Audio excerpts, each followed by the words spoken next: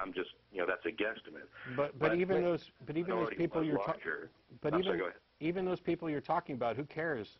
We're not just concerned with the Christian idea or what somebody else's definition of proper Christian is.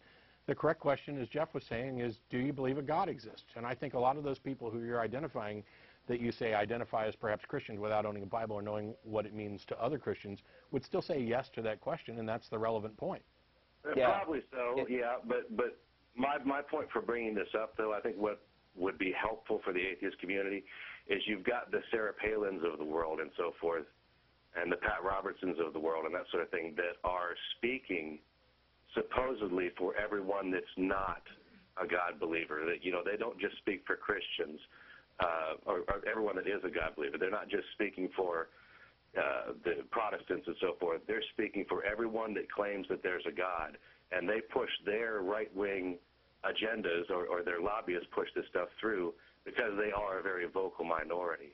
And I think if these politicians saw that there are more people in this country than what they've been led to believe, that don't subscribe to that we could have a lot more pull and we wouldn't have so many idiot politicians out there. Yeah, I think what you're talking about there is more of a problem for non-Christians who are theists than it is for atheists. Right? I'm sorry, I didn't hear that. I think the problem you're pointing out there is more of an issue for theists who happen to not be Christian theists than it is for atheists. I mean, if Sarah Palin was trying to speak for atheists, well, then we would have an issue. Yeah. In general, of course, I mean, I agree with you in principle. It's always better to have more accurate information. But I don't think that there's. I'm a little confused about exactly what kind of point you're trying to make. And I don't accept your premise that politicians somehow don't understand that these vocal individuals don't speak for a large group. I think it's a matter of the squeaky wheel gets the grease. It doesn't matter if they're speaking for every theist. What matters is that they're speaking for a significantly well-funded vocal portion of the theistic population, and that's what they're going to try and appease, because those people are motivated to take action and do stuff. And it's, the solution is to get other people motivated to take action on behalf of their own interests. Instead of sitting idly by letting someone else appear to be or give the appearance that they're speaking for you. Well, it certainly worked for the homosexual community. I mean, you got to give them that. I guess the atheists are starting to do something similar. But basically what I was saying, though, is I think that there are considerably more of us in this country than what is commonly perceived. And I think if that were made more public, I think that politicians would start listening, and you'd have more people like Obama saying that there are, non-believers in this country, to the other politicians that are just offended by that statement, that sort of thing. Mm-hmm. He got a lot of heat for that statement. Or he can get a lot of heat for just about anything he does, but well, he's done a whole lot of nothing on our behalf. Yeah, exactly. All right. But okay. Yeah, I mean, you may be right. There may be more of us. I think there potentially are, and I think that you may be right that depending on how you ask the questions, you're going to get different numbers. But none of that matters. None of the poll stuff matters. What matters is what portion, not so much what portion of the population is atheistic. It's what portion of the population actually cares enough about church-state separation to act and do something and be vocal about it. And so far, and by the way, you've got the Reverend Barry Lynn and Americans United for separation of church and state, and other theists who are backing this too. It's just that it's a significantly smaller and less vocal and less well-funded portion of the population. I could care less whether or not somebody's an atheist, as long as they're willing to advocate, a proper application of church-state separation, things like that. What you personally believe doesn't.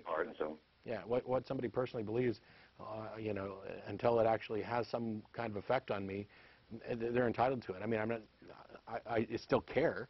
I would prefer that I lived in a world that was peopled with rational individuals, but I realize that I can't impose on other people to force them to be reasonable. Well, like I said, you all are certainly doing your part, so I appreciate that. So sure. Thanks, Warren. Yeah, thanks for your call, man. You got Tim in Palm Coast, Florida. Yeah, Matt, how you doing? Good. And I'm a fan of you too, Jeff D. Thank you, Tim. No problem. Since it's 666, I came to talk about this theory of rapture that I was told by my mom. She's a Christian. Okay. She believes that it'll be one of the world leaders or something like that, and they'll force some kind of chip on our hand and our head, or some kind of tattoo. That's a quibble. That'll mark us as some kind of target for some kind of demons with lions for faces, scorpion tails, swords for hands, and kill the crap out of us. Sounds like it would make a great comic book. Oh, that was a good one. And my question is, to her was, what kind of signs would our so-called God give us? I'm an atheist, by the way, but this was when I was Christian. She told us that the Bible is our only warning, and I'm like, am I the only one that finds something wrong with that? And what did she say? Well, I was just thinking that to myself. I didn't really say it because, well, I was the kind of Christian that found certain things wrong with the Bible, but I figured that it didn't matter what I thought.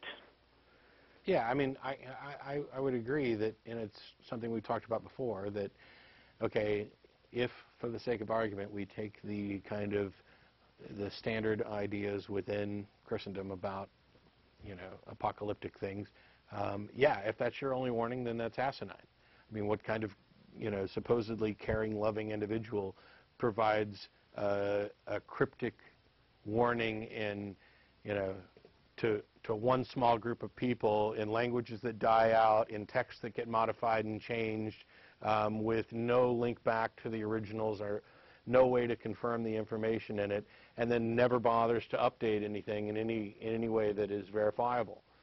You know, you would ask perhaps, you know, where's the Bible 2.0, but that doesn't matter to me, because it would just be another text making claims, and you would actually need evidence to support those claims. What difference does it make to me if somebody is threatening to boil my brain with their psychic powers if I have no reason to think that they have these abilities in the first place? You know, you can warn me all day long, and I'm just going to go, okay. And what about all those poor bastards that lived and died for 2,000 years thinking, because the warning is so vague, thinking that it was going to happen to them? You know, how irresponsible is that? Don't you, you know, if you know what's going to happen, don't you say, you know, hey, it's you guys, these people living in these years right here, that's the issue for you to be concerned about? Wouldn't that make more sense? Sounds like something my stepfather would do. That was somewhat a joke, sorry. Another part of it, by the way, only the saints and virgins go to heaven during the rapture. And the torture, it's 100 years of peace, and then there's 900 years after that of torture, and then everything's cool after that. It's, believe me, I was kind of scared at first when, this is when I was Christian once again. This kind of thing scared me, and I'm like, what kind of God would do that? You guys, yeah, you're right. Yeah. Well, yeah, I don't understand the obsession with saints and virgins, but, you know. A lot of religions seem to have those obsessions. Yeah. Go figure. Apparently. All right, well, Tim, thanks a lot for calling. No problem. Appreciate it. And while we're queuing up happy Satan's birthday or whatever this is. And while we're... Whatever it's like. Oh, I'm sorry. 666 episodes of this show is what we're celebrating for no apparent reason. So the lines are actually full, but they're still queuing up the list of callers. Oh, there we go. We got Benjamin in Paris is no longer on the line. Well, sorry, but the question was, do you agree with Richard Dawkins' position of not identifying children with religions? Yes. Yep. Because duh. Oh, he's on line one? Benjamin? Yeah, I'm here. Ah, Hello, can you hear me? Yeah, I pushed the wrong button. Here. Hey, Benjamin. Yeah, now you can hear me. Damn, I'm so glad to have you online. Where is Tracy? I cannot miss her. She's right there. She's off camera. All right. Hello, Tracy. I love you. Well, we do anyway, too. Yeah, I'm a big fan of Richard Dawkins, and I just wanted to call you because I'm really upset when I hear